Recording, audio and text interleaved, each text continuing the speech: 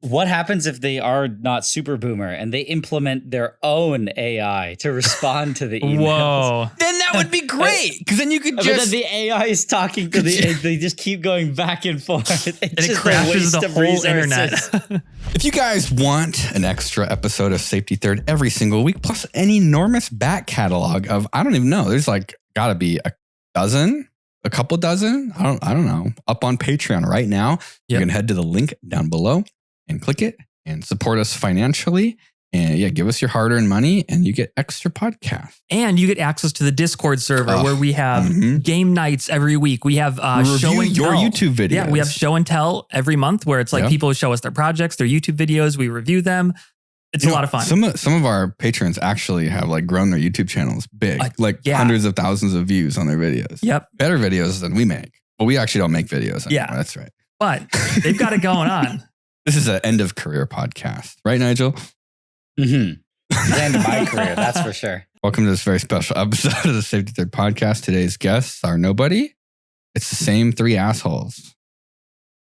This guy. Play the music. This guy. On. I guess fourth asshole. Dun, dun, dun, dun, dun. Have we got any music submissions yet for an intro song? Where would we be looking? I have no fucking idea. Yeah, I don't know, because we asked for it, but I don't know if that episode went up yet. So we're gonna get so much AI slop. Oh, that's right. Yeah. Nobody in our Discord server has talent. That's not true. I bet you somebody can make a banger. We're gonna get a bunch of AI slop though. I had an experience this week I wanted to share with you guys. I think it might be very relatable. Okay. Stop the fucking music! Gets louder and louder. Okay. So you guys ever bought stuff from companies? No, I've never done that. You know, when you go to buy something, you just go on Amazon and it just works, right? Yeah. You like buy it, it shows up. It's all kind of crap, but whatever. It shows up a day later. And then you go to buy something on Amazon and it's either like not available or clearly it's just, it's not like a Prime listing. Yeah. And so you're like, all right, I will venture out of my safe space, that is Amazon. Yeah. And I will dive into the world of what I like to call boomer e-commerce. Yep. Yeah, distributors. Maybe we call it B-commerce, boomer commerce. I want you guys. You know how I feel about distributors. Hold on to your chair. Okay. Are you holding on to your chair, Nigel? I'm gripping right now. I am. I'm clenched. I bought a stud welder on eBay because I was pretty sure I could buy another capacitor, put it in, upgrade it to the bigger model. Wait, what's a stud welder? It welds bolts basically to metal. You just can put a thread. It goes thunk, and there's like a thread on it. It's like a capacitor that just discharges and it welds a bolt to a piece of metal. Huh. So I found a replacement capacitor for a welder, which it turns out can just be an extra capacitor because there's an extra slot. I bought it. Yep. I got an email and it said a receipt of sale, or your order has been placed. A week goes by. I don't hear anything. No shipping notification, no nothing. I call them today and I said, hi, I would like to check on my order. Has it shipped yet? And they're like, yes, it has. It should get there tomorrow. And I'm like, oh, I never got an email with a tracking number. It's like, oh, we sent you your tracking number to the billing address that you listed. Hey, what? They mailed me my tracking number. Wait, what? They mailed me a letter with the tracking number on the invoice. I refuse to believe that. They physically mailed me my tracking number for a package that they physically mailed me. Oh my gosh. And of course, the registered business address isn't fucking anywhere I check my mail. What? You probably didn't even get that letter yet. No, I'll never get the letter. Yeah. They should have included the letter with the package. I know. And so I'm like, I was like, oh, I've never been mailed a tracking number before. And she's like, I can email it to you.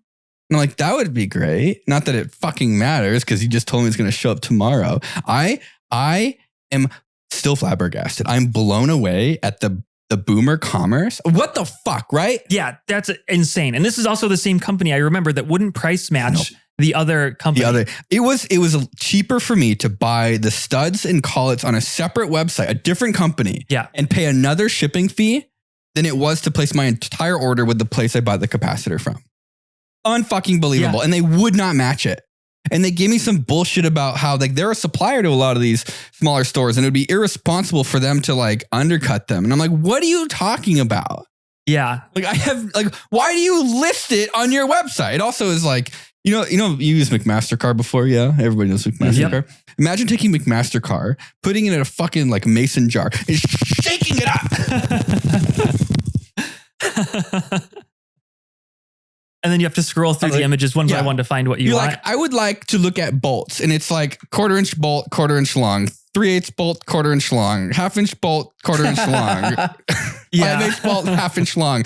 But then imagine like also stainless steel, regular steel, just like thrown in aluminum, there and it's like, holy fucking shit! Is that what the webpage looks like? Yeah, it was a fucking game of Battleship, bro. But it wasn't even organized like Battleship. It was actually a jar of marbles. It was. So I was like, dude, nope. They mailed me a tracking number, and their website is it's like the fucking jar of jelly beans, bro. The thing that, sorry, I forgot what I was gonna say. Give me a second. Anyways, that's my boomer commerce. I was gonna say I go to websites not that often, but when you get there and like the search is like you said, it's non-functional, and the only sort that it says on the side for all those bolts would just be something like it's not even material, size, anything. It'll just be like brand or something, like something useless.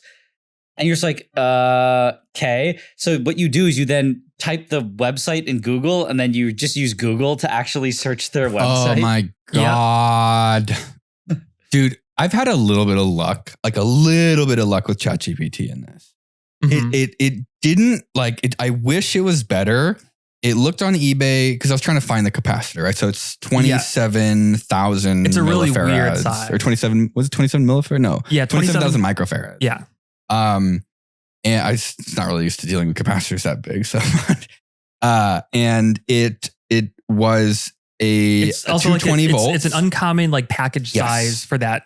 Correct. Yeah. So that's the problem is it's like you can find the correct rating at the correct voltage rating, but you could not find it at the correct package height. Yeah. So it's like you get like a 3.5 inch diameter capacitor. It's too big. It had to be 3 inches. Like you got to find one that was 8 inches tall. It has to be like 6 inches tall. So like it's like if you had a 220 volts, you could make it smaller.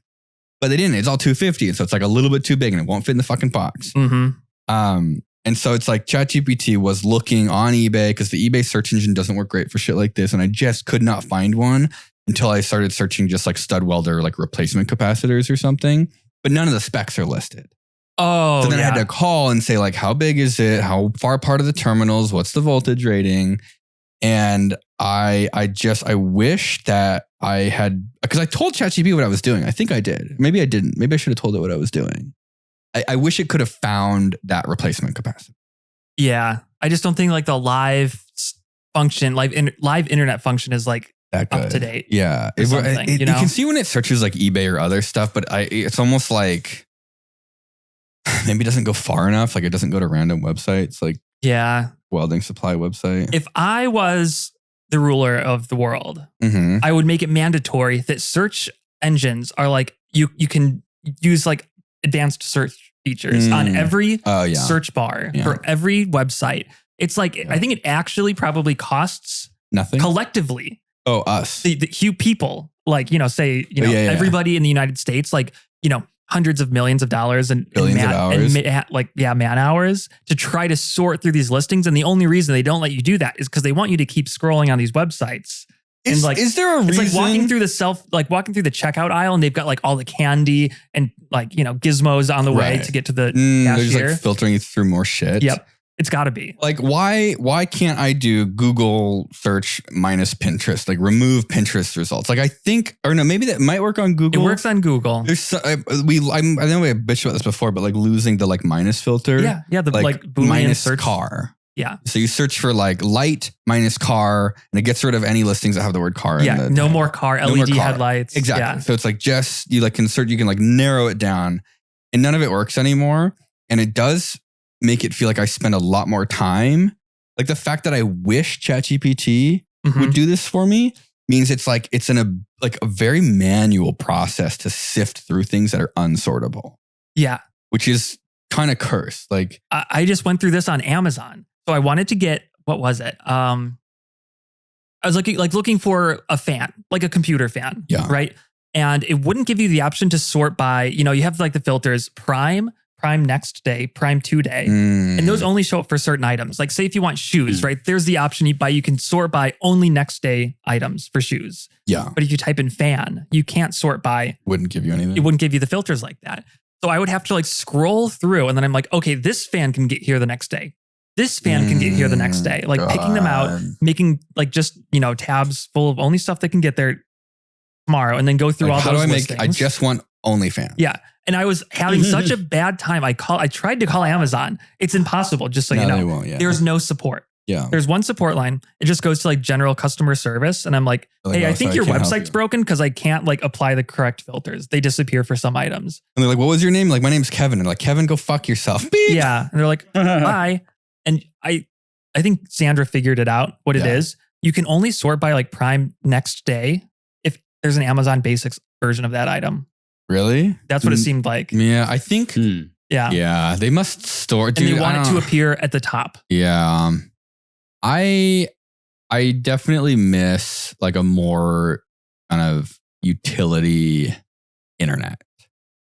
Like, it seems the internet has moved away from utility. They're just trying to suck you dry. Yeah. Amazon, eBay, all these websites. Just right. And the bad kind. The bad kind. In my wallet. Nigel, who's trying to suck you dry right now?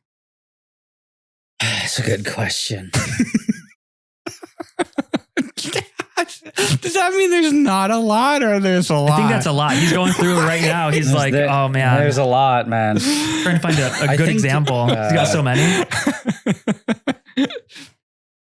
What's your like second most? I'm assuming Amazon is like the most purchased. What's your second? Like, where do you get chemicals from? Is it like one website?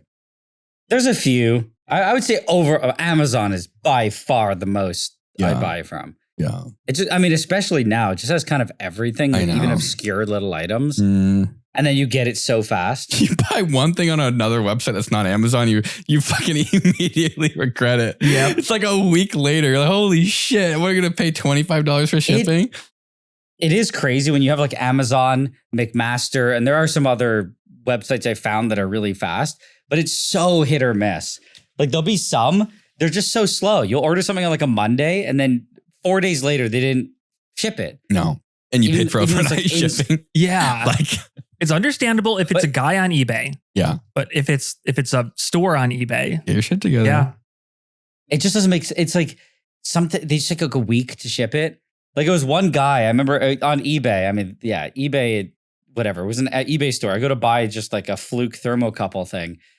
And it was like, I think it was a week later after I bought it. He messaged me. I assumed he had shipped it, but he apparently hadn't. He messaged me and goes, hey, I went to go and test the item before I shipped it. And I think he's like, there was a problem with the battery compartment. I don't feel it's right to sell a broken item, so I've canceled your sale. And you're like, and I'm like, you took 7 days to that. test if the battery worked, and then you just canceled it. I was like, dude, why would you? It's like, so then I had to go and buy another one. That's infuriating. Yeah. I wonder if it's like, I don't want to say a scam, but I wonder if like it was being legit. It was just like old man kind of energy. He just was like, I think it was. Yeah. Just doing his due diligence to check it, but it's like not really in a rush to ship it either. If it's anything like the eBay warehouses that we've been to, it just took him 7 days to find it. That's probably what happened, actually. Yeah. I'm trying to think of my other boomer e-commerce experience. I got into a fight with it's in the Mr. Beast video for this programming header, this pogo pin programming header. And I remember being like extremely frustrated and upset. And the guy had no chill for accepting any like iota of blame. Like he could not acknowledge that there was a fault on their side of like how the documentation was done. Like basically, I don't remember exactly what it was. Software. It's engineer bullshit. Like I that's hardware. I guess could not believe when I ordered the product that there's like a very distinct issue or a very common like thing that people miss that they put in the manual, in the data sheet, that like has a warning in the data sheet, but it's not listed on the website. And so people stumble, they like buy this product. It was something about like one of the pins either like it was like a 3.3 or 5 volts. It was like a 3.3 or 5 volt cable, but like one of the pins still had 5 volts or something stupid like that. Yeah. I can't remember exactly what it was. It was like in the product, in like, you know, the item number was just like FTDI, this like a bunch of numbers and like 3.3-5. Right. So we were like blowing stuff up like, okay, and I'm like, what is happening? It's like, that should work for both or something. Right. Yeah. And so it turns out that wasn't the case. And that I asked him, I'm like, why does your website say this? And he's like, oh, it's a common thing people get confused by. Like he said that to me. And I'm like, okay. So what did you can just do nothing about it? He's like, no, it's in the data sheet. And I'm like, okay, here's me, a man trying to do 1,000 million things last minute. Yeah. And every website I go to vaguely describes what I want. And I think it like misleads me into thinking it behaves a certain way. And now I have to dive into every single data sheet and read like 15, 20, 30, 40, 150 pages to learn the nuances of is this the right model for what I need? When you could literally just fix it by putting like a diagram on the product page. Or grouping them into like, this is a 3.3 volt. Right. These are 5 volt. This one goes from 3 to 5. This one goes from 5 to 3. Yep. I tried to charge him back too, and the bank ended up rejecting it because I don't even know where the cable was. And it was like, oh, did you return it? And I was like, no. I was so mad, dude. It was such boomer lead poison energy of like, if I made something and it like genuinely was like fucked and I sold it to someone, like I would feel like crap. Yeah. If they were having a hard time figuring out which thing they need. Like if you made a thing and it just didn't work, I'd be like, I'm so sorry. Yeah. But having the opposite behavior of being like, well, that's your fucking fault. Yeah. Every time I got a call asking for clarification, I'd be like, what did I do wrong? Yeah. I hate getting calls from people. Number one, leave me alone. How do I make these people leave me alone? It's so bad. It's so bad.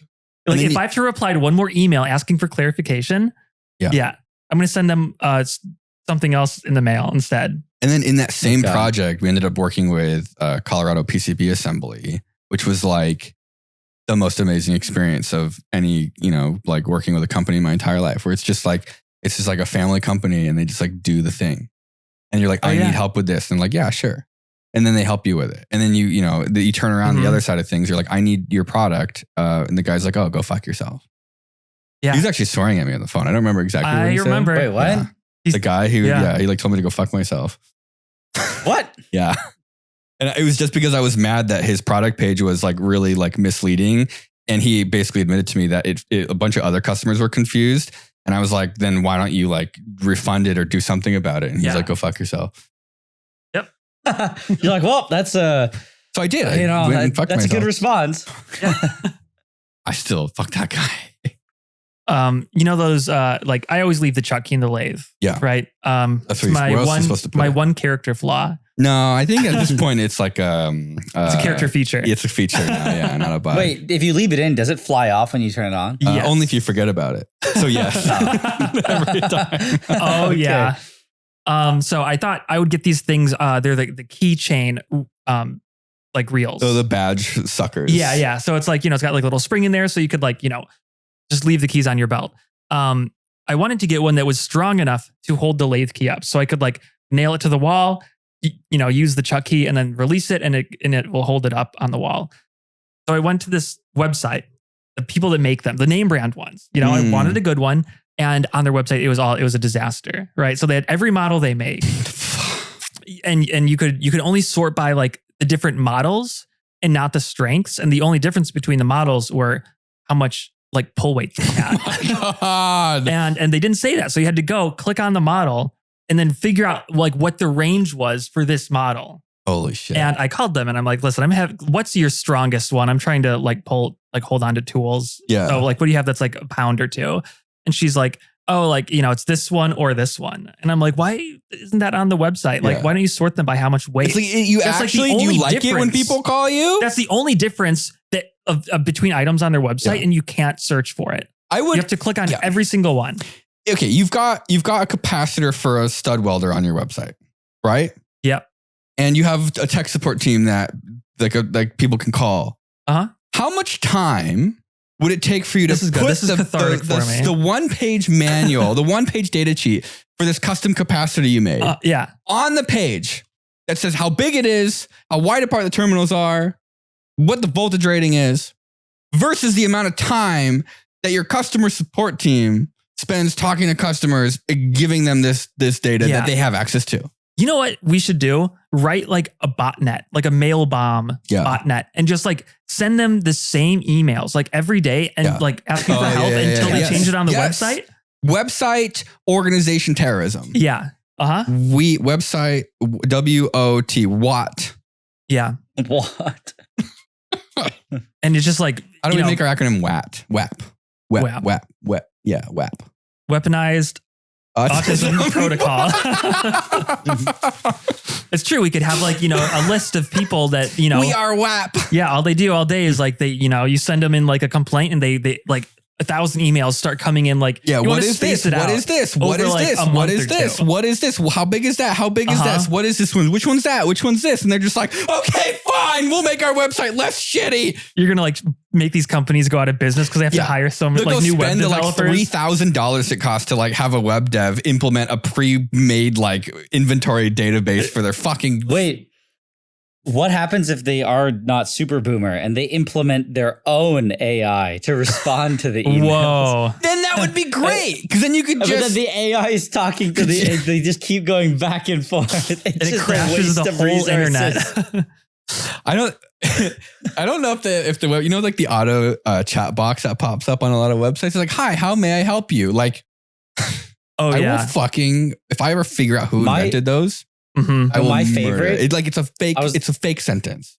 Oh yeah, and my favorite was the other day. Like it popped up once, and it's like I saw it says like we're online to help. So then I was like, you know what? I actually need help. So I clicked it, and it was like, hello, how can we help you today? I typed my response, hit enter. It goes, sorry, we're not available right now.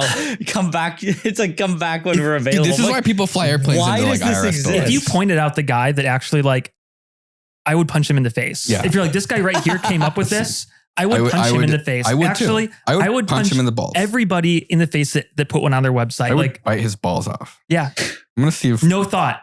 I would just do it. And same for the person that got rid of the minus search filters on Amazon on eBay. I'm just going to Cat Warehouse really quick to make sure we don't have one of those pop up. Yeah. And then you can really... Also the cookie consent thing. Oh yeah. That's a California thing. No, that's a Euro. No, it's a Euro thing. Yeah, it's a Euro thing. And all these, like, you can tell that I'm in America. Why do you have that pop up? Yeah. No, I don't want any of your fucking cookies. Keep your cookies to yourself. How is there not like an automatic opt-out feature? I think there's extensions that do it. Yeah. I tried that before, but it's like, it breaks some websites. Yeah. Yeah, I think the internet has gotten worse to navigate. I mean, it makes sense. Like it's obvious why. It's because you can track, what people are doing and do targeted, like more effective marketing of your products. But it just has created this like slog, like the auto, like the chat window that pops up, where it's literally just real estate on the screen that I will never use. Yeah, and the cookie consent thing. Yeah, every single website. Yeah. Has that. And it's like one more click on every single website. And like the blocker that I had, it would like, either it would try to remove like that element from the screen, but it wouldn't, it was like a crowdsourced thing. And if it wasn't right, the screen, you couldn't click on anywhere on the screen and you couldn't click like accept or, deny. I went on Twitch the other day to watch some hot tub streams and it had a bar at the bottom that was something like that. Go to Twitch right now. See what it looks like.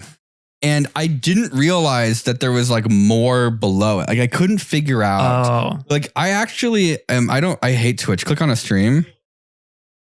Twitch is one of the worst websites I've ever seen for what like a company that has as much money as I think Twitch has. So it's like, you see the bottom bar, the top thing. It's like, it takes up like a third of the page. There it is, the cookie. Yeah. So you got the cookie thing up top that's like a third of the page. And then you have some other bar at the bottom. It's two 2 clicks, 3 clicks now. They turned a desktop browser experience into like a mobile experience. You you have so little real estate on a mobile device. Like actually insane that this website is a real thing that's owned by an actual real company. Yeah. Like holy shit, bro. And you can't rewind the stream if you miss something you want to go back. It's not there. You can't do that anymore. Maybe there's some people disallow. I don't really know. I don't think so. I can't even. I was like, I don't even know why I was like really not on this website for that long, and I just wanted to leave so bad. You just can't see anything. No, I hate it. Oh God, delete it. I don't know why. I don't know why anybody streams. I think that we should have. I think people should not use like as much automated website tools or something. Like I don't know what it is. Like, is it a bunch of just like modules you can glue to your website to add all these things? It's got to be. Yeah. Why can't everything be McMaster-Carr? All I can say is I'm just glad we're out of the Flash era. That's true. Flash was bad. I think it was. I never Apple who got the hate Apple for it. Destroyed it. I only know that like software people didn't like it. Yeah, basically. But for the normal person, it was like it was like the experience was okay. Kevin, it was the era of things just were moving around your screen. Yeah. It was like MySpace. It was like over customization though. Like imagine, like the the cursor viruses. Yeah. Imagine like every website was like, here's a cool thing that I think is cool. And it was just annoying. Like when MySpace pages could autoplay music. Yeah. And you're like, wow, you're like listening to your own music. I love that now. When that happens, it's like blast from the past. You go on a website, it starts music starts playing. What websites are you going on that are auto-playing music? There's an AliExpress stores have that a lot. What? Or Alibaba stores have really? it. Yeah. No, I've never seen that. Videos playing or something? No, like just music playing. What? Yeah. What? I've never seen this. And there's an electronic website called like TSC Ferrite. Do that. Try it. Search TSC Ferrite. TSC. TSC. I've never had music Ferrite. random. Are you sure you don't have a virus on your computer? Ferrite. Right. Ferrite. Yeah, TSC International. Just .net. Yeah, this one. It plays music. Oh, it downloaded. It downloaded the song. wait. Open the file. It's James. It's like called Bond.midi. Really? And I think it's like James Bond or something. I have one browser will play it automatically. The other browser, I have like Bond 1 through like 12. Because every time I visit the site, it downloads another one. A new one. Holy shit! Yeah. Yes. And will it not play? And search Fortune. You probably need a plugin to play MIDI files. Oh yeah! Wow, this company still like ship things and stuff. Yeah, they're great. God, they're still fast. You order on the website. Yeah, you can. It's really confusing though. Oh, so you just email order? No. I think you have to order on their website, but it's hard. It's like a brain puzzle. Yeah. Oh, yeah. Dude, this is wow. They must have had this on the website for like 20 years. It's literally just a James Bond theme song. Yeah. So what do they sell? Ferrite, like magnetic cores? Yep. Like they sell ferrite cores. For my induction heater, that's where I got them from. Or so then you go to the website and like, what's the first thing you think of when you think of ferrite cores? James Bond. Yeah. Yep. What about you, Nigel? It's mystery. What? Are you on Reddit? I was reading a question I asked ChatGPT about topics we can talk about, and they're all terrible. What? Give us one. What? Okay, I said, what are some really fun and unique topics we can speak about on a podcast? And it gave a list of 10. I think we pick one and we have to fucking. What's wrong with these conversations? I've got more ideas if you don't like this ferrite James Bond conversation. Are we boring you? There's a thing on the whiteboard that says coffee. I don't know if we talked about that last time. We could talk about this. It says that you can talk about niche hobbies and passion projects. It says extreme ironing when chores turn into adrenaline rushes. Holy shit. That sounds, man, I'm not sure. I'm not sure I have the brain power. Okay. Give me one good one. Does there nothing? A good one? Yeah. Actually, this one's not that bad. It is kind of interesting. It says all of those are terrible. but it says explore the secrets of cult classic filmmaking. And it says the making of a B movie, and it says the B movie into the B movie. It kind of does some like crap, terrible suggestions after that, but it kind of is saying like how are these crappy? Why are there sometimes crappy movies that are good? Because people like eating like shit, and people like making shit. People are good at making shit.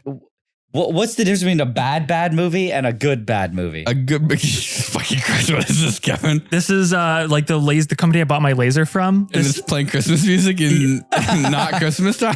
Kevin, always. Kevin, it's been doing this for 3 years. It's 2025. It's no longer the 2024 holiday season. You got to send me that link again. This is the 7th time I've asked you for the link, and one day I'll buy that laser. I wanted to include this part in the video, but it's actually copyrighted music that they're playing. Oh my God, it keeps... It's some like Japanese pianist. I'm like, look at how nice this website is. You just don't get stuff like this anymore, A nice relaxing shopping experience. And then, yeah. It's just copyrighted. This is fucking awful, Kevin. No, wait, we're gonna get dinged. We have to mute this. Mute it. Stop it. Jesus Christ. We're gonna get this whole thing copyright strike. We might actually. It's like a jazz piano. Wait, we're definitely this whole part of the video. This video is gonna get copyright strike because of this. God damn it. Now what do? We talk about cool and unique ways about making B films. Oh, I was gonna share a fun fact with you guys that I learned the other day. So I because I've been driving the tractor around a bunch doing things that are making it tip over, I was like, I wonder how I make it heavier. And I'm pretty sure there already is water in the rear tires because you can add hundreds of pounds of extra weight by filling the tires up with water. And I know there's water in there because when you fill it up, it like makes bubbling sounds. And so I looked it up. I was like, well, what else could you put? Like, what could you put in the water? Like, what if you saturated it with like sugar or something? Oh, and I learned that they already do this. So apparently they'll use calcium chloride, which is like 30 or 40% heavier than water, but super corrosive. And so you have to have an inner tube in the tire. Okay. But the one that surprised me the most was it just said beet juice. And I'm like, what the fuck? Yeah. Beet juice? Apparently, they take beets and they make juice of them, and it's so fucking gross, they put them in tractor tires instead. Like the B grade juice. Yeah, but it's heavier than water. And so it's like 20% more weight from all the extra shit in the juice. I guess it's like dissolved in the water. I mean, I guess water is pretty corrosive already. So yeah. What about like sand? How would you get it in though? That's the only problem. I think you have to get it in through the valve stem. Yeah, and it's like a huge pain in the ass. I watched them. I was like, how do people do this? And I was like, oh, it is just bad. Okay. Yeah. Because I think all my math for lifting the shipping containers was assuming that there was like only 1,000 or 2,000 pounds of stuff in there, and I think that was a bad assumption. I think there was way more shit in them, and so I was completely like tapped out. I've seen people put like big blocks or like, a bunch of metal bars on the back of the box. I know. I've come to the conclusion that like me, the way that I like try to design stuff normally is to be like good and predict all the problems and make it like snap together and be fancy. But a lot of the stuff that I'm doing, it just needs to get done. And it's like, if I can do it kind of in a scary way and finish it versus quickly. Trying to figure out another way to, like put more ballast on the tractor or this or that. Like, it's just like, I get it. You just got to do it sometime. I understand now, like the videos you see coming out of India. Oh yeah. Where there's like a forklift on a forklift. Like, I fucking get it. What are you going to do? Drag it out another day until you get a bigger boom or telehandler, or maybe you can't even get one. So it's like, fuck it. 9 out of 10 times you can put a forklift on a forklift. That 10th time is going to suck ass. Yeah. But like the first 9 times is going to be awesome.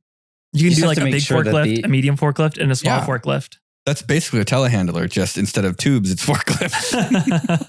All you have to do is just make sure that you have more than one operator. That actually is the scary part, being the guy in the top one. Yeah. You're like, no. Oh, I meant you have backups for your operator. For when they die. Yeah, because the forklifts will be fine. Yeah. They'll just like stick in the ground. Yeah, that would be terrifying. How do you feel about having an intern? Speaking of dangerous jobs. Why? You've Where's this had question quite a few from? already, Nigel. This is just like a general question. I gotta go pee. Yeah. Like, are you like offering me an intern? No, I get a lot of requests. I'm sure we all get a lot of requests for interning. Where it's like, I do this, like I would love to intern. And I'm like, I have no idea what I would have an intern do. My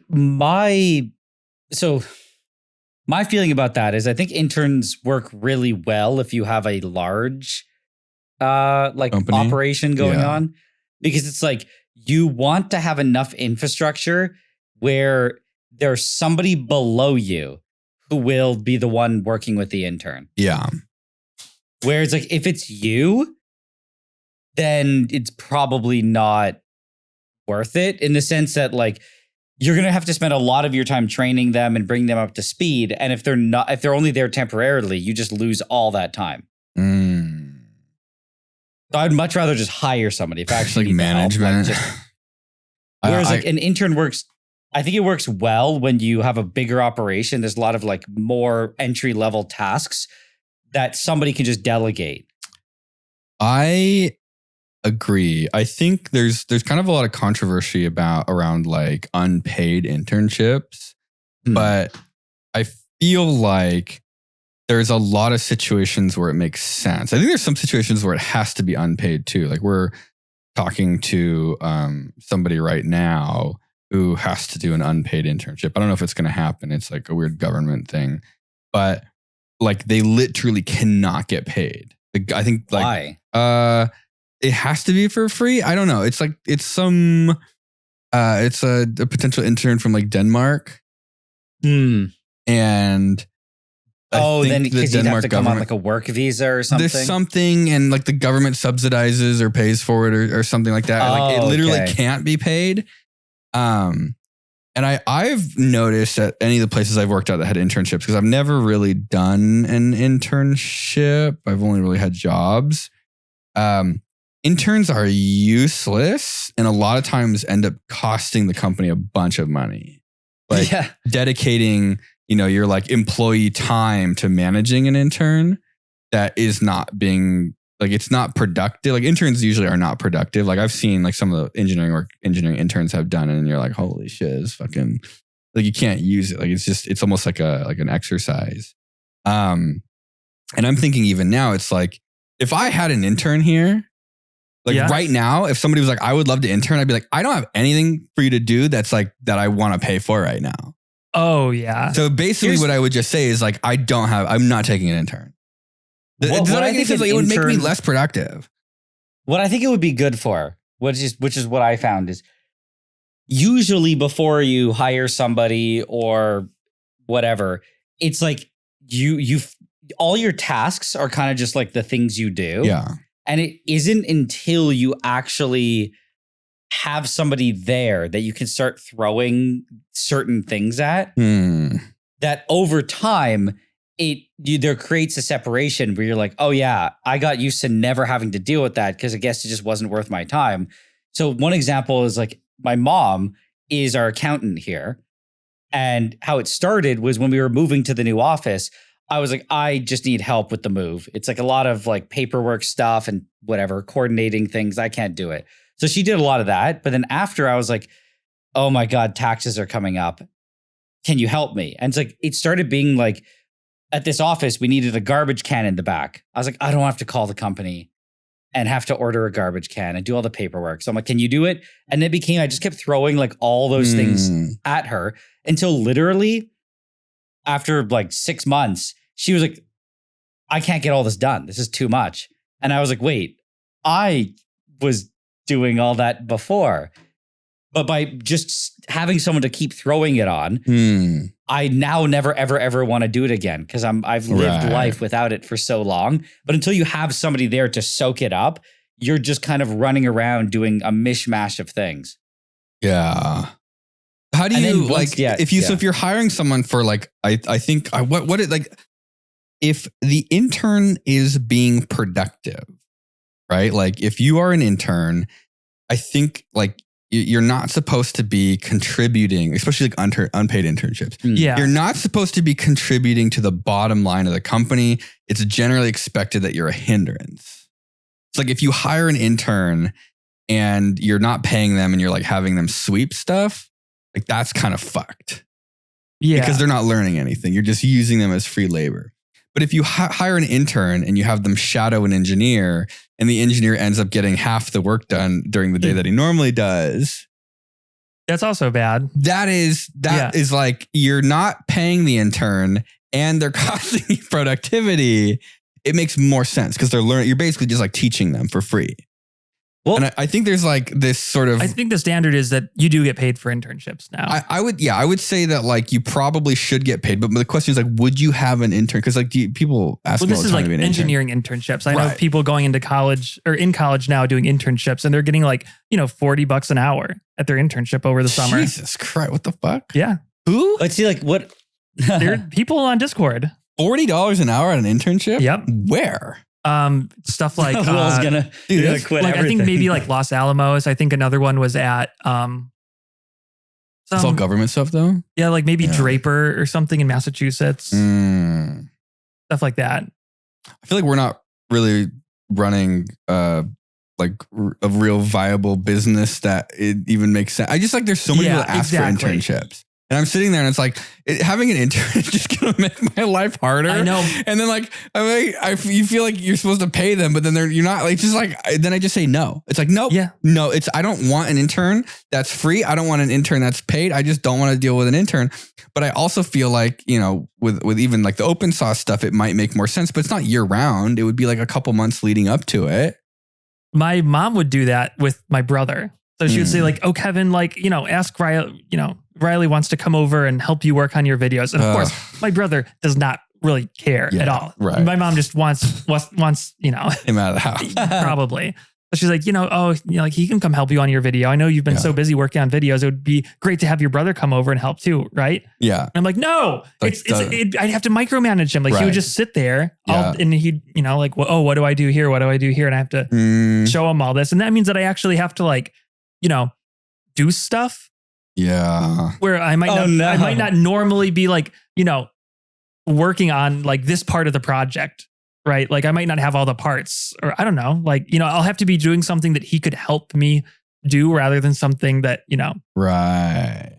I would rather, I don't know, some other part where I just have to like make up stuff for him to do. It's like a one person job and now I have somebody else helping me. Like, what do you do? Slows it down. Yeah. Yeah, I think that we like it makes sense for like open source to have an intern and an intern, but it has to be like a competent intern. Like it's almost like I would never want a free intern. I would only want an intern that got paid that could actually do some job. Well, does that make any sense? I agree. My view of it too is like if I ever took an intern, it's kind of no different than just hiring someone. I think the value of the intern is like if some intern's like, I can do it over the summer. I don't have that much time. I could do like, let's say like 10 hours a week or something. That's not that bad. That's like a couple hours a day or like 2 hours a day for the work week. You could find something for the guy to do. And it's like, if he works well, then you might be like, hey, you want to like, what would you, if you had an intern right now, what would you have them do? Well, coincidentally, we just hired a new guy. So like he sucked up a lot of stuff, but there is a training period. If I had an intern right now, I mean, I like coffee. It's like, I don't know. Like, what can I give you that you're not just going to like totally fuck up? Like, not that we do everything right. I hate going to the bathroom and the toilet isn't shiny. Yeah, polish this shit. No, I don't know. Right now, off the top of my head, I don't know what an intern would do. That's kind of what does your new guy do? I specifically got him because he has a science background, so he's able to do a lot of like, I guess like research for background, for stuff, for projects. But he's also really good at. He's chained up in the grapple factory. Yeah, the grapple. He used to work in he used to work in a call center. Ugh. And he has some other experience with it. So it's like his ability to call people. I hate calling people. Oh, wow. That's actually good. We've dealt with people where he emails them. He's emailed them 7 times and left 5 messages on their phone before they reply. That's bad. Yeah. And he's like, we ask him, he goes, I don't care. I'll just keep calling them. Like he does not care. He will just keep calling. And he's like, I'm used to it. He goes, I worked in an insurance call center. So he's like, all I did was just cold call people. So this is like, an employee though. This is like a person who like gets a job done. Yeah. All I can think about, like if I had to bring an intern into the video process, it would absolutely make my life worse. The video process, yeah. Oh no, but it's like separate. It's like what I spent a lot of time doing was like separating the parts that I can't be replaced on and the parts that someone else could pick up the slack for. Right. So even for example, what I had him do recently was I have a broken scale. I had a hot plate that broke. I gave him all these broken things that had stacked up. And I'm like, can you like find out how to fix them, which is probably send it to the company and figure out the whole warranty process and all that stuff. And it's like, he just kind of does it all. We already got a new scale. He like delivered the broken scales to a repair place. That's good. So it's like there's a lot of just kind of stuff like that just can get done. I forget why I was saying that. All right, so here's the question. Is it ever ethical to have an unpaid intern that's not compensated financially? Yeah. I would say yes, but it really is a unique situation. How do you... there's a lot of nuance to that. Right. Because I know there's definitely a lot of companies that abuse the shit out of the idea of a free intern. There's a lot of really shitty companies out there. And there are like a lot of situations at the same time though where having an unpaid internship is like a great opportunity for somebody. Yeah. Because it is genuinely not... It doesn't make sense for a company unless it's like a big company or like a government agency. Yeah. Like if you got an unpaid internship at Apple as a software engineer, you would probably be ecstatic, you know? Yeah. Like that would be great for your resume. Yeah. They can't afford to pay you though. So it's like they probably should. Like I bet you any Apple internship is a paid internship. Yeah. But I'm just saying, you know, like as a good company, like that's an example. I don't know, you know, at all. My feeling is that if I genuinely need something done, I will. It's kind of like if I need something done, I want to pay for it because then I can expect it to be done. Yeah, I 100% agree. Whereas if it's unpaid, it's kind of like I would never expect it to be done. So that's why I said if any unpaid intern to me would be kind of like Kevin, you said your mom. Like if a family member called up and it's like, you know, your cousin, he's really lost. He needs some direction. Can he come in for like 3 hours a week or like 5 hours a week? And you can find him something to do. I'm like, okay. And it's like, now imagine paying. See, that would be weird. I'm like, I have no purpose of this person and I'm just giving them things to occupy them. I think, but it's like, if they're going to be productive, to the company, you should pay them. Yeah. If they start being really useful, then you're like, hey man, you're getting paid. Then you basically found a staff member. You found it, exactly. I feel like there's this kind of weird, there's like a little bit of a weird divide online though, where it's like unpaid internships is like absolutely unacceptable. And I can understand why, because I would say probably 90% of the time it is exploitation. It's just so open for abuse. Right. Yeah. It's like so ripe for abuse. But there definitely are scenarios where it's just like, I would literally just never do it. Yeah, for sure. Unless it's like paid. But if it's paid, you would expect them to do the job. Yeah. Also, like, how close is it? Is it part of like the school program? You know, which a lot of times you like they cannot be compensated. Are you going to a different town for like a month or two and you just get like a, you know, housing stipend and a couple bucks for food every day?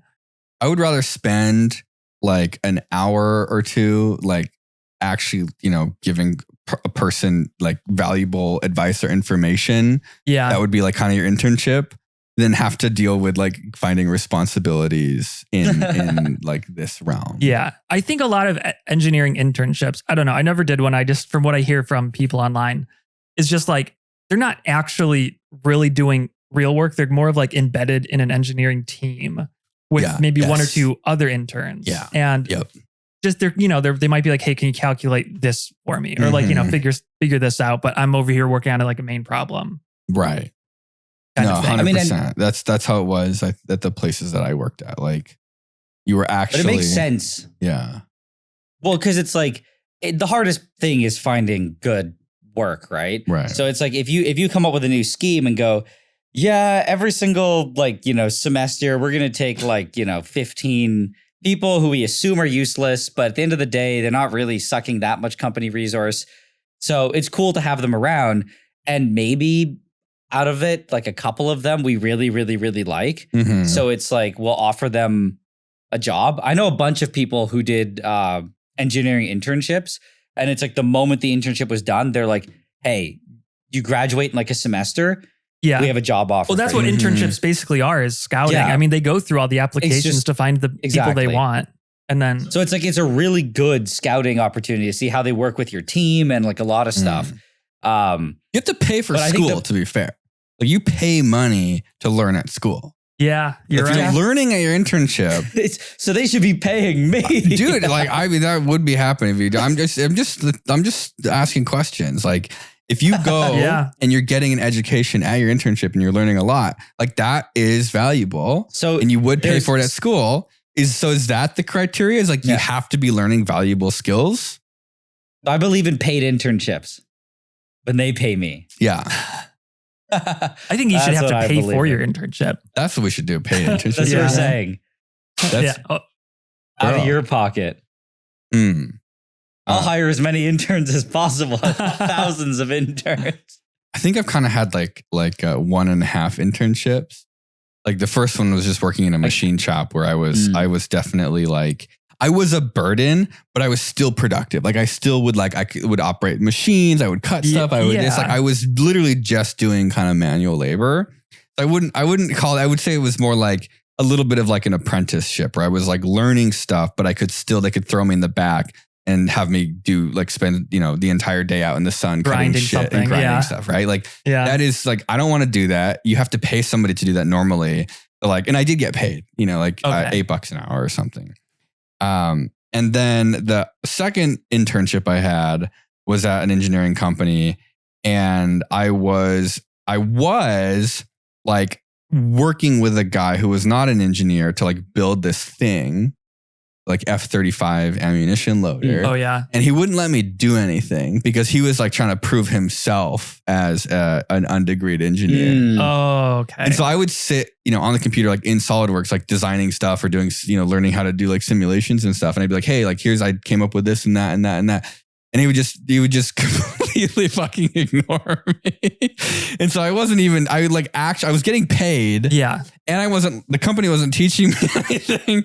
And so I was just using the time to do homework and like learning by myself. Dude, probably because he couldn't, like if he said like, oh, look at what this intern did, it would have made him look bad. 100%. It was absolutely did not want to relinquish any credit or anything to anyone else, because it wasn't that I was doing anything bad. Like I was actually solving some of these problems. Yeah, that's what he was afraid of. He did not want it. Like it was just, this is my thing. Okay. Yeah.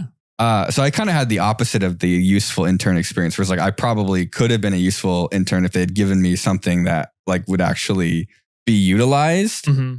And I got paid. Good. Yeah. So you just like ended up just hanging out and collecting a check. No, yeah, exactly. Yeah. And I was trying to work on my senior design project at the time, and I was like writing Arduino code, but you couldn't install stuff on the computer. And so there was like something I needed to install. And so I asked the IT guy, hey, can you install privileges for like 30 minutes? He was like, okay. And so while I was installing that thing for the company, I also installed a bunch of other shit for me. Oh yeah. So I installed like the Arduino IDE and a bunch of other crap. StarCraft 2. Yeah, I know. That's what I should have done. But yeah, no, I kind of like, I only have this thought because like so many people ask about internships, and it's like, I don't really want an intern. Yeah. But is it better to say no? And just it's not what they think it would be. No. It's like with my brother. They'll be sitting around a lot. Yeah. Yeah. And exactly. A lot of working on projects that you can't really get any help with. Yeah. Like, can you just hand me the Phillips head? Right. Where's the Phillips head? And you're like, it's over there in the toolbox. And they bring a flathead. And which toolbox? You're like, oh my God. Yeah. You should just say, Kevin, you have to use real terminology. Star? The star screwdriver. Is this one of those things like if you Give me can't the butthole screwdriver. If you can't, the butthole screwdriver, the torques. So if you can't afford to basically just give away money to an intern, you probably shouldn't have an intern. That's the general rule of thumb. Yeah. No, but if you can't afford to hire someone by paying them, you should definitely, you don't pay them. You get free labor. That's what you should always be trying to get free labor. I don't want free pay labor. people. If you want to drive the wages down to zero. No, I think that there's some internships that would make sense. That you would pay for. No, like if I was a student that I would be okay with. That's what I'm saying. It's like, is it okay to say, hey, if you really want to, like, here's some stuff you can do. There's no way I can pay you though.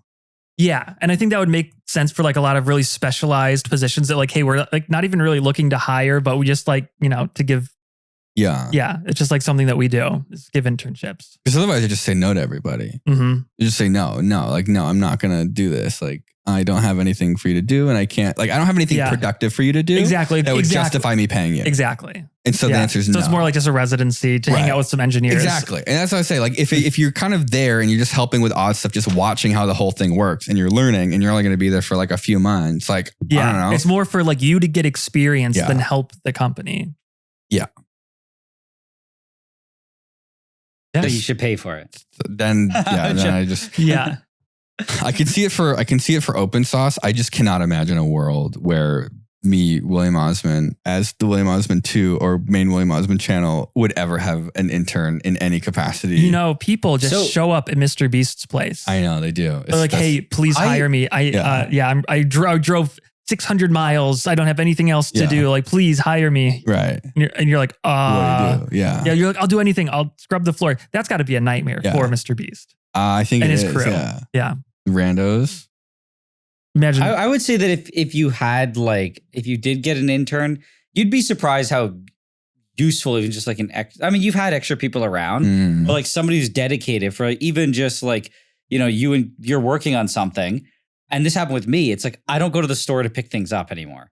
So it's like, if I'm someone who's working on something and I'm like, oh my God, I didn't realize I'm missing a bolt. It's like, I can tell somebody, hey, can you go buy this bolt? And then I'll sit down and like work on something else I need to do. So it's like, I don't actually have to take the half an hour to go to the store. I think the only little stuff like that does add up. That would make sense for you, Will, is like a local high school student that's leaving to college next semester, or a college student that's back for like summer or something like that.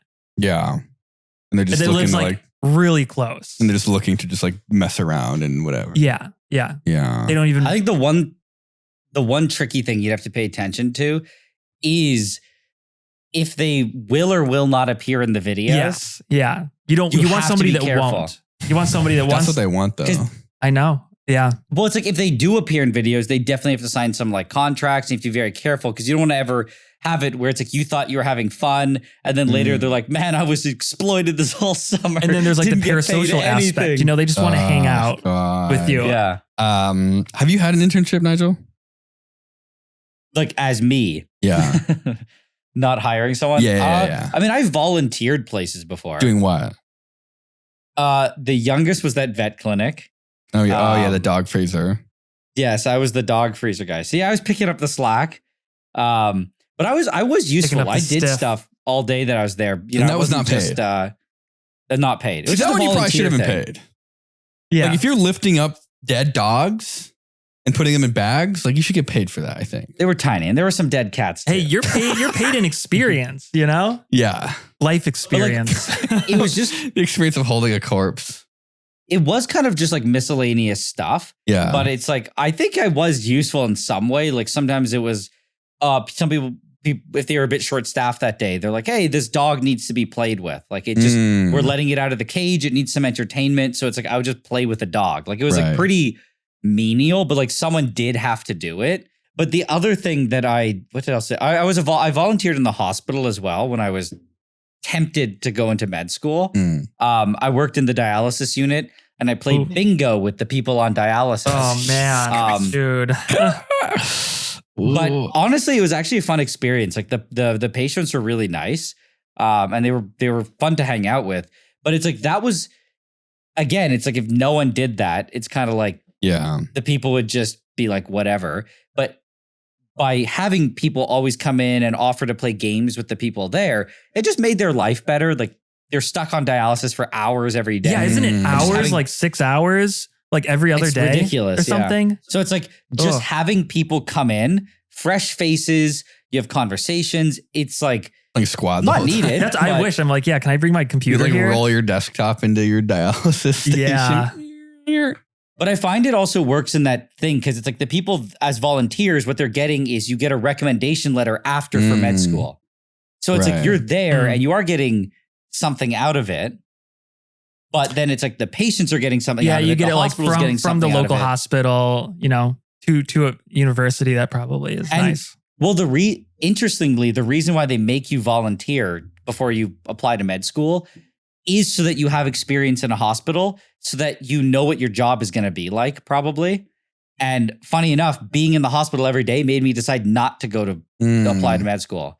Because I was like, I don't really want to go to a hospital every day. I'm going to make YouTube videos. So it's like, it makes sense why the system's there, but it's like, I was a good experience, completely unpaid. Yeah. But I think that's fair because it's like, you're still getting something. Everyone's kind of getting something, but there's no one's making money directly off of you. It's not just exploiting you. Right. Even the vet clinic, like I said, was really, I wasn't even doing it for anything. I just wanted to hang out in a vet clinic. Man, if my job description said bagging and picking up and throwing dead dogs into the freezer, I would definitely expect a little bit of money. Yeah. At least free lunch. You know how I got paid? They had a free in the basement, in a break room. They had a free coffee hot chocolate machine. Hey. And sometimes I just go down there and just, drink away. I might get one of those right now. Yeah. One of those exists at this house. Oh, no. I wish you want to be our intern? That. You want to intern Does here? Does it make hot chocolate? It makes everything. Yeah. Oh, my God. I could intern for you. He's a cheap intern. Just an occasional hot chocolate. That's pretty good. I think if I had an intern, I think I would probably, there'd be a lot of like little kind of grunt work things. Yeah. Just like cleaning stuff up, taking trash out, where you're just like I would definitely, I can't imagine what world I would have a unpaid intern for my own psyche. Like I just wouldn't want to deal with. I wouldn't want to deal with a scenario where I have someone that's helping me do things that's so worthless that I don't pay them. Yeah, exactly. So it's like, I would definitely find things for someone to do that would justify paying them something. That way it's like, I am paying you. You have to do things. Yeah, they can't just show up 2 hours late. It can't just be like, oh, you have to help me with the fun problems. Right, like, exactly. Helping me design this or like weld this. And then they don't take anything seriously. And you're just like, this is a huge freaking waste of time. I mean, I think the big key is just finding somebody who has a good attitude and that gets rid of a lot of that problem. Yeah. But you mentioned like the small things. What's nice now is I have enough people working on projects with me. It's like I filmed something today that kind of made a mess. I just left. Walk away from it. Yeah. Yeah. I just was like, I cleaned up the part that I had to clean up because the machine got all gunked up. I do the same thing, except like, no one cleans it. So I come back to a mess. It's just a mess. But it's like, that to me has been so nice where it's like, it's like you make a mess and somebody will literally sweep the floor, mop it if they need to, spray things down. And just that, I walked away, started writing the script for the next video. And it's like those things do add up. That's definitely I like that where you can go and it's not even that you don't have to do it. It disburdens you. It unburdens you. Yeah. Like it makes it so that you're less afraid. You're less hesitant to do something because you know that you're not going to have to clean it, or someone will help you clean something. Well, you don't have to do literally every single step. Because you know that it's like, if I do this video or project, it's going to cause like an extra 3 hours of work at the end. Oh yeah. I remember seeing somebody, I think it was like you could be doing a separate part or one person. Or just not thinking about it. Yeah. Like you could just not having to do it. Like I remember seeing like some people, people just always get mad. It was like Cutie Cinderella or Twitter, I don't know, it was a while ago, like a year or maybe more than a year ago. Tweeted something like people got mad that she did like a baking stream And then they're like, oh, you made the other person clean up after you. I think I'm not just making this shit up. I'm pretty sure this was the thing. Okay. And people are upset that you like made someone else clean up after you. And it's like, no, I wouldn't do it otherwise. And so you pay somebody to like help deal with part of the work that you don't want to do that would make you avoid doing it in the future. How do they think any of this works? I know. Do they think the football players like go out there and mow the grass before every game and like yeah, exactly. string up the nets? It makes me feel kind of like there's like some loser energy here, but like if I'm filming and I like am shuttling footage back and forth from the camera to Premiere to kind of see like, where am I? Like, did I do this take right? Do I want to do it again? Like just the act of like having to pull the card out of the camera, go to the computer, download it, organize it, drag it into all the different folders. Just doing that like a couple of dozen times in a night old. Just makes me like not want to do it. So being able to just be like, hey, can you just you go put it on the computer, and then I'm going to reset for the next shoot. Let me come in and watch it. It just helps to like unburden you so that you can do the thing, the actual, I don't know how to describe it. It's hard to describe. I mean, even one example, like I said about, let's say it happened the other week. I was like, I literally went to Home Depot because it's on the way in. I went to Home Depot. I bought like a bunch of random stuff that I needed and like a strain relief for a wire. I get like to the thing, net ones, the fishnet ones. Like the metal ones? just like the metal, like it just goes in like a conduit or like a whatever box. And then you put it in, there's like a ring on the back that you can tighten down. Yeah. You know what I'm talking about? Yeah, for conduit and stuff. Yeah, so it wasn't for like conduit, rubber, it was for a wire, but it's like a similar thing. Yeah, it's like rubber. It's got like a rubber thing that clamps down on bare wires coming out of the box, right? This one I had was just pure metal. It's technically for like BX cable or whatever. Oh, I know what you're talking about now. Yeah, it's like, all right. We know. We'll pretend like we know. The point is, I get the pieces. I come back. I go to set it up. The two pieces I pulled out of the box at Home Depot, one of them didn't have the backing ring on it. So I can't install it. And I'm like, do I have to drive back to Home Depot? I was like already so annoyed. But then I'm like, actually, in this case, what's funny, I didn't actually send someone. Home Depot offers, they'll deliver by DoorDash. Oh, nice. So I ordered it and a delivery guy came. So I've been starting to do that stuff. I'm like, you bought two of them? Sorry? You bought two? When I ordered two from the guy just in case he pulled one. So you paid for three, only used two, and you never returned the original? How much did it cost for the DoorDash driver? I think the delivery's $7. Oh, dude, that's like worth it. Because it would take me an hour to go to Home Depot. Yeah, even if it's close, the whole trip is like, I think the fastest Home Depot run I've ever done here was like 30 minutes. Yeah. That was ripping. Because they closed. They closed in like 10 minutes. And I was like, Lord, I was going fast. I fucking MKBHD right through a fucking elementary school. Wasn't even on the road, bro. I was cutting every corner, flying to Home Depot. I was sliding too. My car was all greased up with little kids all smushed underneath it. Wow. I've just been using those delivery services in general because some of them are pretty cheap. The delivery fee could be like $5. Such a cheap and just not having to leave your house at all or the office is like so nice. But even just having somebody go and pick it up, I was going to say even like the clean, like that was one example I had. Then I remembered I was a delivery guy, but either having someone go and get it for me, or if someone cleans something up without somebody, I would have to do the thing, clean up. And then by the time I'm done cleaning up, I have to go right back into something else. Whereas if someone cleans up and it takes 15 minutes, I could literally go in the back room and lie down on the couch for like 15 minutes. Have my panic attack in private. Yeah. I don't have a hot chocolate machine, but if I did, I could make myself a hot chocolate, sit there. And it's like you actually take a break because you don't feel like you're just constantly having to do every tiny 100%. Task.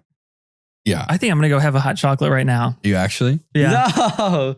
I need to modify the recipe. I wonder if I can do that. It's like a little bit too much. It puts too much powder in. Yeah, I think so. It's like a little bit too much. Not enough water. Yeah, I don't know how to fix that. Maybe there's a way on the machine. There's no milk in your maybe recipe? Like if you open the back panel, there's. I think it might be in like just the button interface. It uses it has 3 powders. It has creamer, chocolate and French vanilla. And then it mixes creamer and hot chocolate for the hot chocolate. Yeah. Hell yeah. So if you're wondering why the coffee machine hot chocolate tastes different than the packet hot chocolate, it's because it also puts powdered creamer in it. Yeah. So it's a bomb. There's a lot of. And then I get the one that also puts a shot of espresso in too. The cafe mocha. Cafe mocha latte. Oh yeah, it's good. Yeah. Yeah. Someone's gonna push that machine through and rip the shark bite out of it and just be spraying water everywhere. I don't know why it is, but like having hot chocolate from a machine that makes it for you just tastes better than like scooping it yourself. It's even coffee too. Like the fact that you just click a button and it like grinds the beans. It feels high class. Yeah, like, you know? it's not high quality. It's not a hand. Go fuck yourself. It's a coffee robot. Yeah, that literally shits it into a cup live in front of you. Yep. I'm sorry. I don't need fancy. It's got mechanisms inside of it. I bet your coffee machine doesn't even have any mechanisms. It's no mechanisms. Yeah. This is way better. You don't know their coffee machine. You can't say that. You've seen some of the coffee machines out there that are like total just like when someone makes a bunch of money and they don't know what to do with it. Oh yeah, just for coffee nerds. Yeah, like I'll go spend $2,000 on this stupid espresso setup. I've seen these they're like filter plates, stainless steel filter plates you use for espresso, and there's they're like $150 each, and they have like a whole range of them on their website, like this pour size, this pour size. Thing that it's like little wires that like go into the beans and they like twist it. Like what the fuck? You like spritz it with water. What the fuck are you doing over there? Get a real hobby. Get a $20 coffee machine from Walmart, loser. Yeah, try to make the best coffee with that. Yeah. Go steal like a catalytic converter off a Prius. Yeah. Do anything. Then you freaking hipster coffee ass bullshit. You do that? You do that? You want to do that? No. Are you sharding me right now? There's a machine in the kitchen that will literally just squirt out a cup of coffee and your hipster ass, unbelievable. Mm-hmm. I put audio files in the same tier as pedophiles. And coffee people. They're all the same. Anybody with an espresso machine, pedophiles and audio files. Bro, it's like the Three Musketeers. The audio files for me, I've had. I remember I've just read some things and experienced some things that people have told me that just about audio in general that those conversations killed me. Gold cables. Yes, I was going to say I've had multiple gold cable conversations where the person told me he's like, frankly, the audio with a normal cable is hard to listen to. And I'm like, what? He goes, the gold it's a night and day. And I'm just like, huh. That's like people who eat veal because it's a young animal that died, not because it tastes better. It's like this like psychotic idea.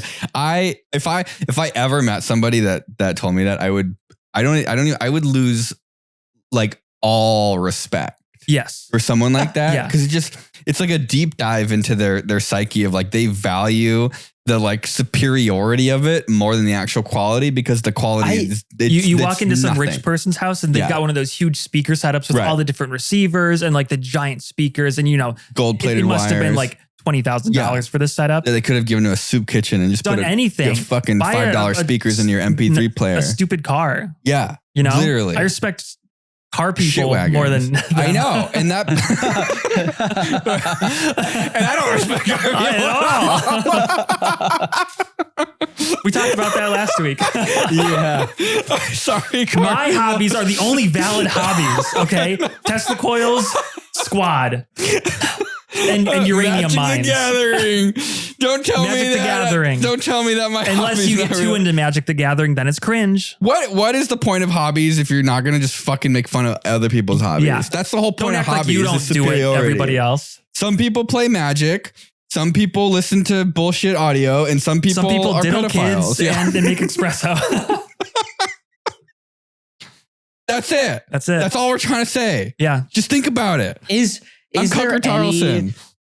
there any hobby in that vein, like we've talked about, like car stuff, coffee, everything that you agree with, that you're on board with? Like a weird hobby?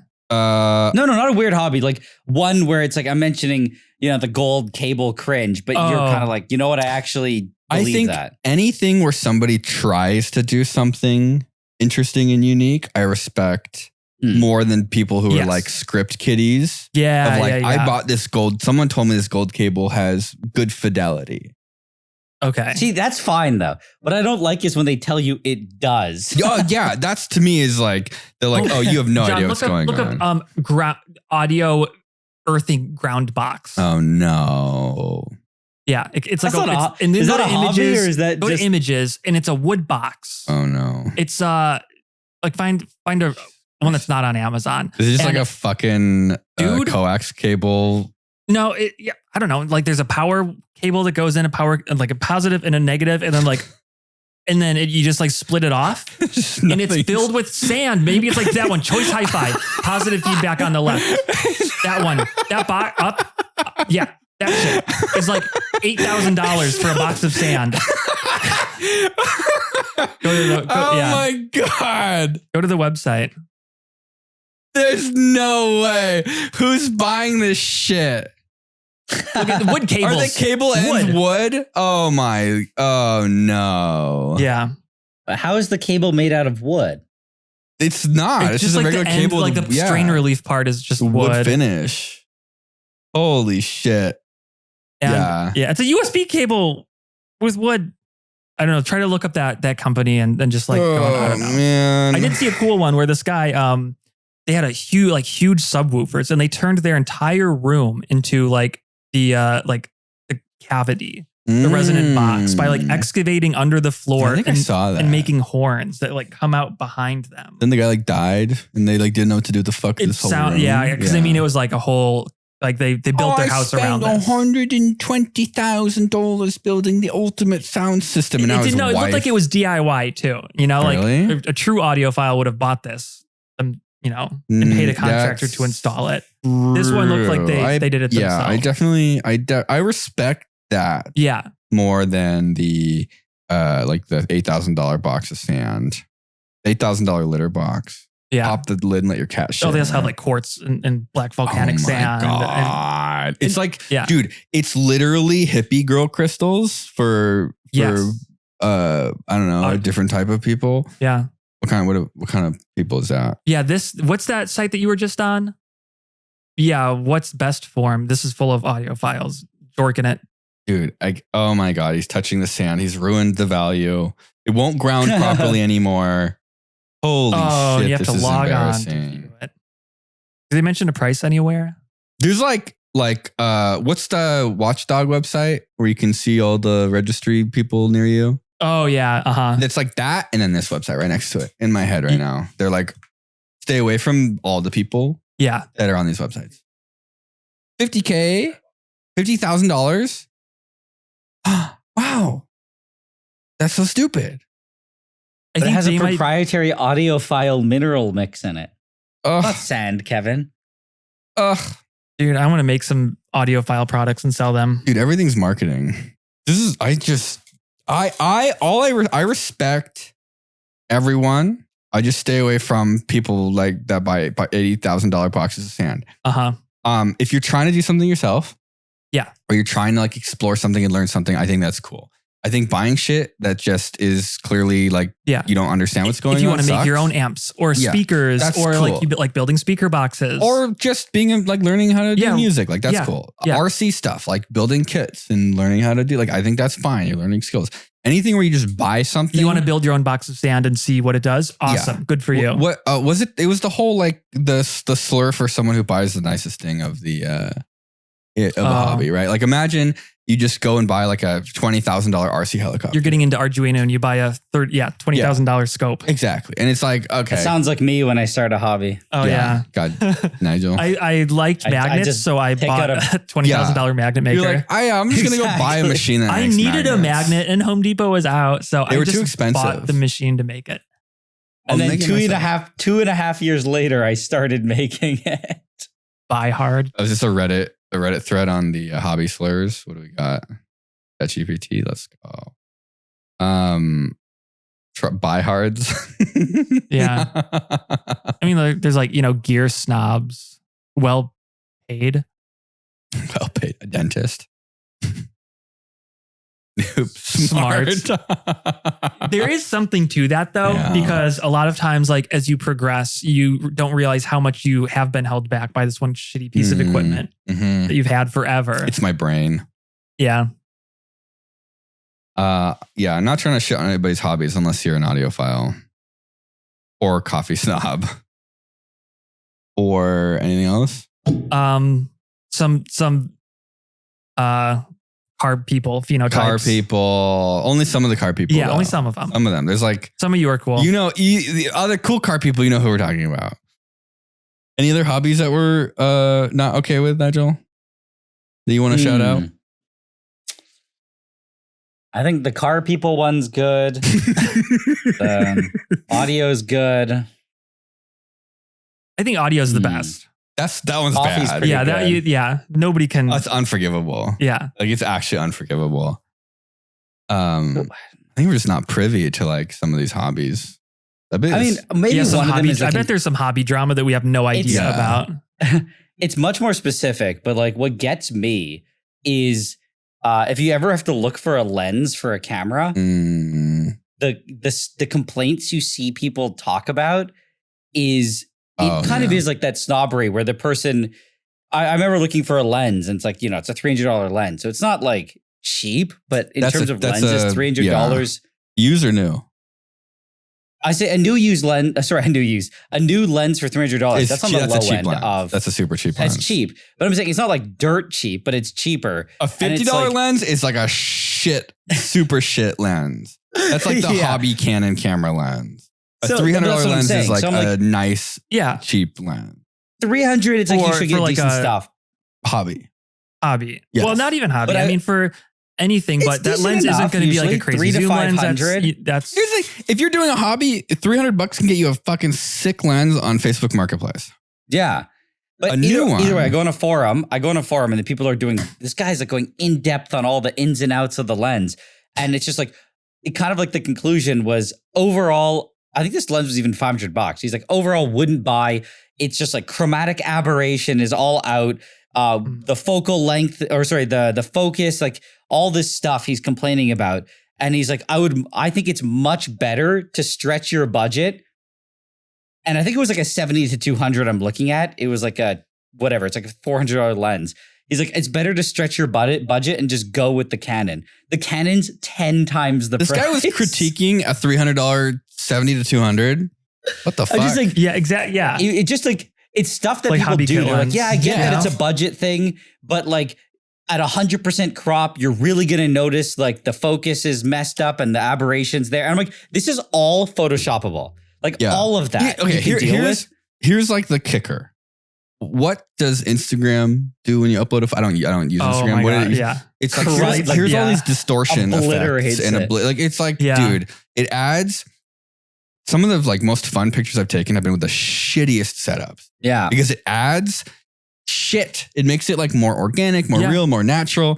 And there's this bizarre chase for like perfect sterilization, resolution, no chromatic aberration. Like you can literally pop your lens off and pull it forward a tiny bit, which it will turn into a macro lens. Like you'll shift the focus range. Yeah, you can get the extension. You'll let light in. And you'll take fucking crazy looking photos. Yeah, like the filters that Instagram puts on your, And it's like the exact opposite of any critique you'd ever put on a lens is to to literally hold it off the camera. Okay, I do think that camera lenses are way overpriced for what they are though. Nice look into how they're made. Well, I think it's a bell curve. I think that there's price fixing in the camera lens industry because there's no reason that... I use shit then. So you want like 1,000mm lens or something? That's a really long lens. Yeah. That's going to cost you money. They're like $15,000. Yeah.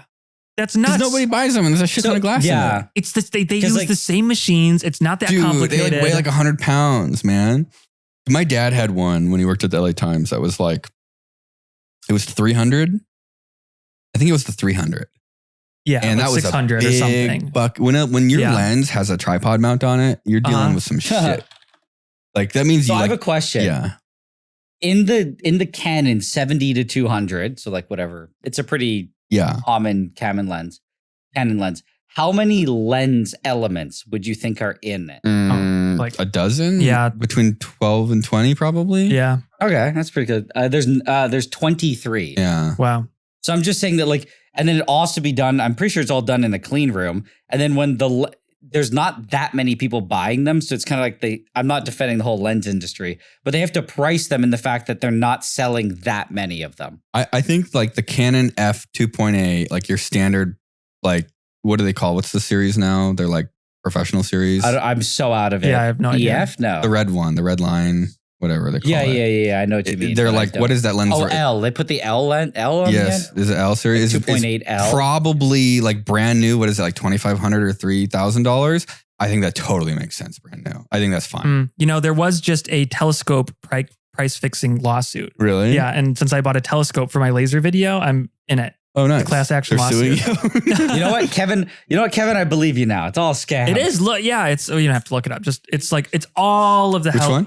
Telescopes. Vintage lenses? Oh, that's like audiophiles. Yeah. You know what's crazy? I bought. Oh, yeah. Like what are those $10,000 like small little cameras or something? I don't even know the name. I bought a lens. You'd probably be interested. I'll go get it. I'll show you the lens. I'll give you guys, if you're into cameras, here's the secret. You get an adapter for your camera.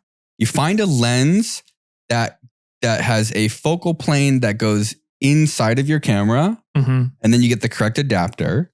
So that way you can push the lens works forward. In certain. You don't want to, if you have a lens that focuses further out, you're kind of fucked. Yeah.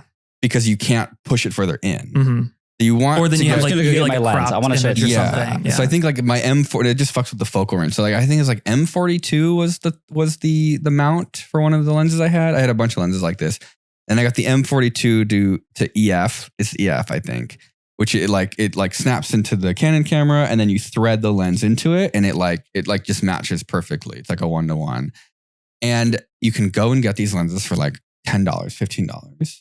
And they're old and they're shitty and they all look kind of cool. Oh, okay. Look at this bad boy. Holy shit. Whoa, nice. That must be like f1.2 or something. It's just a hunk of glass. Yeah. What is that for? What? Your DIY camera? No, for a wet plate photography camera. That's what I said, asshole. But I didn't make it myself. Not a DIY lens. No, I meant like the camera I didn't make myself. I don't know. Wet plate photography seems pretty DIY to me. Yeah, I guess that makes sense.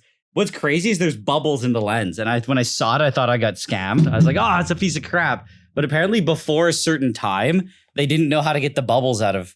the technology wasn't there to really get bubbles out of glass. So a lot of the lenses just have bubbles in them. You won't even see it. It just adds it doesn't like show up. Maybe a smidge or blur or like a lack of sharpness. Like even like fungus in a lens. Like it doesn't matter. Yeah, you can like straight up block half a lens on a camera and still, buy the cheapest one. Yeah. That's my advice. Get the cheapest version of it. Like unless it's totally bricked. Doesn't matter. Just get the cheap one. Go to a camera shop and see if you can adapt to your camera. Get the adapter on Amazon for like $20. All right. I'm going to go get a coffee. I thought you said hot chocolate. That's what I mean. Yeah. I ain't no espresso pedophile. You can't say that. This is a family podcast. All right. We'll see you guys for the extra podcast on Patreon. And everyone else, we'll see you next week. Thank you very much for listening to us talk about things. And sorry if we offended you and your hobby, unless you are an audiophile. I mean, people should suggest the hobbies. Yeah, if you have any hobbies that we should review and proceed to shit on, leave them in the comments down below. If you think we're wrong about your hobby, go somewhere else.